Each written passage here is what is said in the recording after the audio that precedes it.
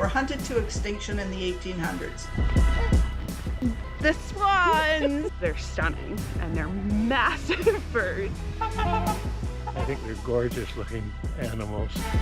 They're the most graceful birds that you ever want to see.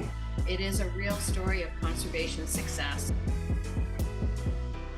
I heard through the grapevine that you have swanitis. I do. It's true, I do have a fever, and the only prescription is more swans. But in all seriousness, how can you not? I mean, look at these guys. This bevy of birds arrived here on the Mississippi River in Elmont about a week ago, and they've been attracting a lot of attention from people who live nearby. And you know, a large group came in here last night, mid-afternoon, and there was such a racket.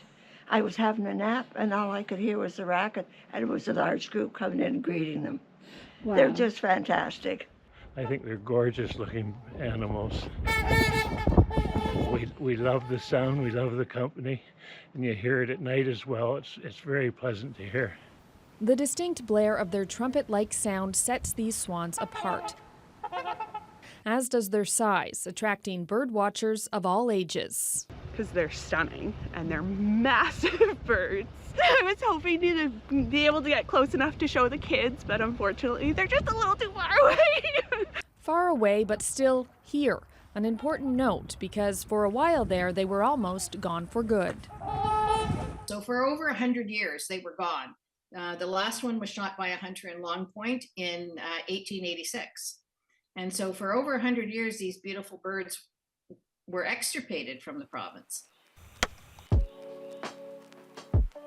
That all started shifting in the 1980s when retired biologist Harry Lumsden began work to revive the population. Well, we had no idea that the success that this restoration program would have. Acquiring trumpeter swan eggs from a small population of birds in Alaska, he set out to recruit volunteers to help on his mission. Volunteers in northern Ontario stepped up, helping raise the swans in captivity before starting to release them. Work to tag and monitor the birds has continued ever since. And predominantly, but not exclusively, with seniors. So most of us are senior citizens. So if you think a species is gone, think about how exciting it is to be able to reestablish that species in its native habitat. It's pretty exciting.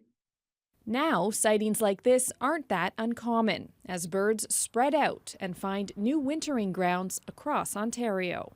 In the winter, they congregate, they're together in big numbers, and those numbers will increase as the birds get the memo that that's a good place to go with good feeding. Shallow, calm, open water with lots of aquatic vegetation. That's what swans are looking for, and if we want the population to survive, preserving their habitat is key. In southern Ontario, we've lost 85% of our wetlands, and most of our shore areas have been developed. So there just isn't, there just aren't that many places.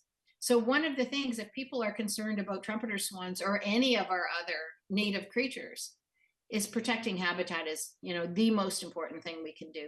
Right now, there are about 2,000 trumpeter swans across the province. Most of them do their wintering in southern Ontario, but as their population continues to grow, people can expect to see them popping up in new locations over the winter and in larger numbers. So if you do come across these swans, stop, enjoy, take pictures of the bird that bounced back.